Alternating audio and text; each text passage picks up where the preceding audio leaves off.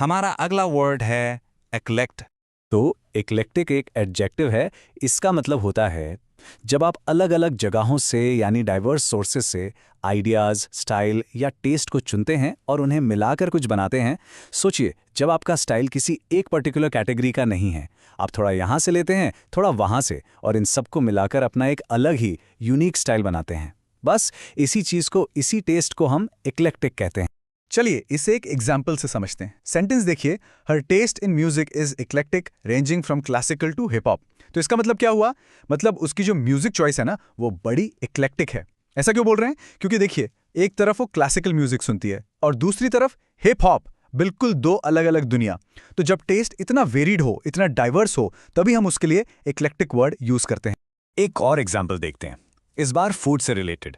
The restaurants menu is eclectic, featuring dishes from all over the world. अब यहाँ eclectic word restaurant के menu के लिए use हो रहा है। इसका मतलब यह है कि उस रेस्टोरेंट में आपको सिर्फ इंडियन या सिर्फ चाइनीज खाना नहीं मिलेगा। नहीं, वहां आपको दुनिया भर से डिशेस मिलेंगी।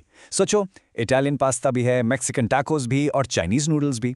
तो जब एक ही मेन्यू में इतनी वैरायटी हो तो उस मेन्यू को क्या कहेंगे? Exactly, eclectic. और ये कॉन्सेप्ट सिर्फ म्यूजिक या खाने तक ही लिमिटेड नहीं है। चलिए अब आर्ट की दुनिया में चलते हैं। सेंटेंस देखिए, the museums eclectic collection includes ancient pottery and modern art. यहाँ एक म्यूजियम की कलेक्शन को एक्लेक्टिक कहा जा रहा है। मतलब वहाँ एक तरफ तो आपको हजारों साल पुराने मिट्टी के बर्तन मिलेंगे और दूसरी ही तरफ एकदम लेटेस्ट मॉडर्न आर्ट। देख रहे हैं कितना जबरदस्त कॉन्ट्रास्ट है? जब किसी कलेक्शन में इतनी ज्यादा डाइवर्सिटी हो, अलग अलग टाइम और स्टाइल से, तो उसके लिए एक्लेक्टिक बिल्कुल परफेक्ट वर्ड। ओके, तो एग्जाम्पल्स तो समझ आ गए, पर क्या लोग सच में इस वर्ड को यूज करते हैं न्यूज में या मूवी रिव्यूज में? हाँ जी, बिल्कुल करते हैं। जरा ये कोट देखिए, critics are praising the film for its eclectic sound track and bold visual style. यहाँ फिल्म क्रिटिक्स क्या कह रहे हैं?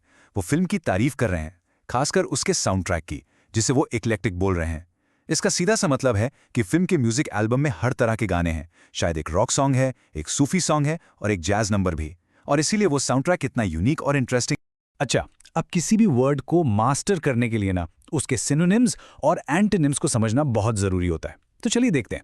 पहले बात करते हैं सिनोनिम्स की, यानी सिमिलर मीनिंग वाले वर्ड्स, जैसे कि वाइड रेंजिंग, डाइवर्स, वेरीड और ब्रॉड बेस्ड। इन सब का मतलब है ऐसी चीज जिसमें बहुत सारी वैरायटी हो। अब आते हैं इसके ऑपोजिट्स यानी एंटोनिम्स पर। ये हैं यूनिफॉर्म, नैरो, लिमिटेड और होमोजीनियस। और इन सब का मतलब है एक जैसा, जिसमें कोई वैरायटी ना हो, बिल्कुल एक ही तरह का। तो याद रखिएगा, इक्लेक्टिक का मतलब है वैरायटी और डाइवर्सिटी से भरा हुआ। बस आज के लिए इतना ही। मिलते हैं नेक्स्ट वीडियो में। Happy learning. बाय।